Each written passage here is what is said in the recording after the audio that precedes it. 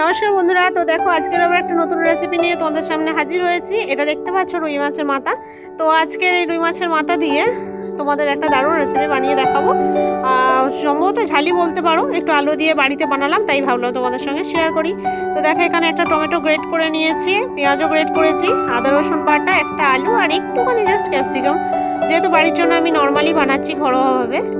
তো সরষের তেলটা আমি মাছের মাথাটা আগে ভেজে নেব, নিয়ে ওই জন্য আমি সরষের তেলটা একটু বেশি দিলাম। এরপর মাছটা আমি নুন আর হলুদ মাখিয়ে নেব। তো নুনটা আমি মাখিয়ে নিচ্ছি একটু হাত দিয়ে, যেহেতু মাছ হলে নুনটা মাখাতে অত প্রবলেম হয় না, কিন্তু মাথা তো তাই একটু ভালোভাবে মাখিয়ে নিচ্ছি।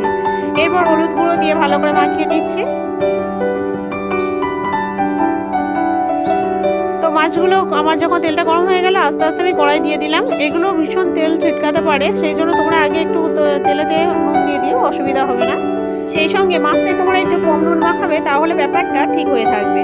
তো মাছটা দেখো এক সাইড আমার ভাজা হয়ে গেছে, আমি ওপর সাইডে উল্টে উল্টে দিচ্ছি, দিয়ে ভালো করে ওই ওদিকটাও ওপাশটাও ভালো করে ভেজে নেব।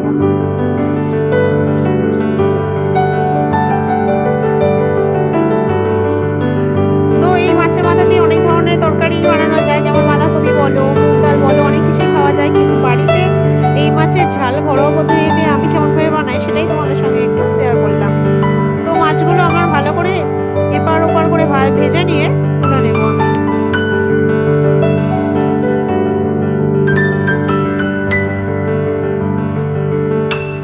তো দেখো মাছগুলো আমার ভাজা কমপ্লিট হয়ে গেছে, এবার আস্তে আস্তে আমি তুলে নেব।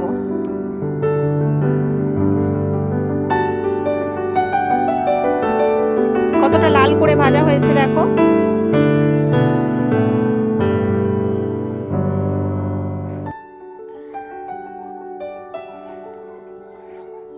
তো এরপর দেখো আমার কড়াই বেশ কিছুটা তেল আছে, আরও অল্প করে একটু তেল দিয়ে আমি আলুগুলোকে, কড়াটা তো গরমই আছে, আলুগুলোকে আমি ছেড়ে দিলাম ফার্স্টে একটু আলুগুলোকে ভেজে নেওয়ার জন্য। তো আলুগুলোকে তেলে ভালো করে নেড়ে চেড়ে একটু ভেজে নেব।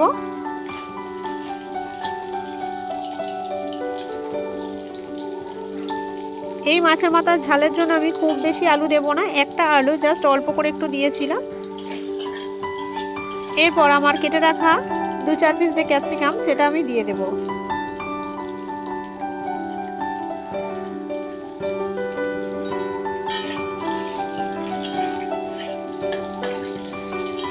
আলুটা হালকা ভাজা হয়ে গেলে দেখো ক্যাপসিকামটা হালকা ভাজা হয়ে এসেছে, এরপর গ্রেট করা পেঁয়াজটা সেটাও দিয়ে দেবো, দিয়ে ভালো করে এটা ভেজে নেব। ওকে, যেহেতু পেঁয়াজ গ্রেট করা আছে, টমেটোটা গ্রেট করা আছে, সো গ্রেভিটা এত সুন্দর হবে সেটা শুধু জাস্ট দেখতে থাকো, ভিডিওটা একটু না স্কিপ করে আমাদের সঙ্গে থাকো। তো পেঁয়াজটা ভালোভাবে ভাজা হয়ে গেলে এরপর দিয়ে দিচ্ছি গ্রেট করা টমেটোটা। এবার গ্রেভিটা দেখো কত সুন্দর দেখতে হয়, খেতেও তেমন টেস্ট হবে। তো এটাও ভালোভাবে আমি ভেজে নিলাম, নিয়ে এরপর আমি একটু হলুদ গুঁড়ো দিয়ে দিলাম, দিয়ে ভালো করে আমি নেড়ে ছেড়ে নিলাম।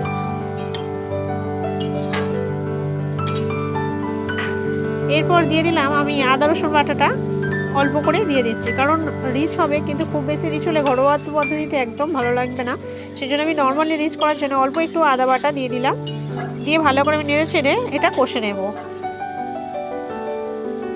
এরপর দিয়ে দেবো লঙ্কা গুঁড়ো। লঙ্কা গুঁড়ো দিয়ে দিচ্ছি আমি আমাদের পরিমাণ মতো, আমরা মাঝারি সাইজে ঝাল খাই সেরকম মাঝারি নিয়মে আমি দিলাম। তোমরা যদি কাঁচা লঙ্কা খেতে চাও অবশ্যই দিও, সঙ্গে একটু কাশ্মীরি লঙ্কা দিও, তবে তরকারিটা দেখতে খুব কালারফুল আর সুন্দর হবে। তো এতে আমি আগেই নুন দিয়ে দিয়েছিলাম, তো আমি এখন নুন দিলাম না।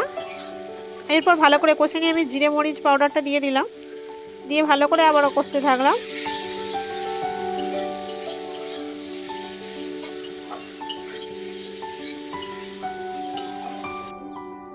তো এরপর আমি একটুখানি অল্প একটু জল দিয়ে দেবো, দিয়ে ভালো করে মশলাটাকে আগে নাড়িয়ে নেবো যাতে না ধরে যায়, ধরে গেলে মশলাটা আরও বাজে হয়ে যাবে। তো সেই জন্য অল্প একটু জল দিয়ে তারপরে পরিমাণ মতো জল দিয়ে আমি মাছের মাথাগুলোকে দিয়ে দিয়েছি। দেখো এই পরিমাণে অল্প ঘনত্বে জল দিয়েছি যাতে এটা ফুটলে একদম মাখা মাখা টাইপের হয়। তো দেখো আমি 10 মিনিট পর ফিরে এসেছি। 10 মিনিট পরে একদম লো আঁচে দিয়ে আমি তারপরে একটু ধনেপাতা দিয়ে দিলাম, দিয়ে তারপরে 5 মিনিট ঢাকনা দেওয়ার পর দেখো আমার ফাইনালি তরকারি হয়ে গেছে। এবার আমি এটাকে নামিয়ে নেব।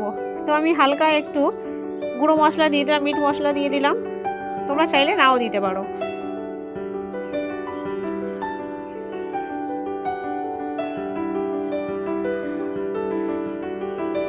তো আমি মাছের মাথাগুলো একটু ওলট পালট করে নিচ্ছি যেহেতু মশলাগুলো লেগে আছে।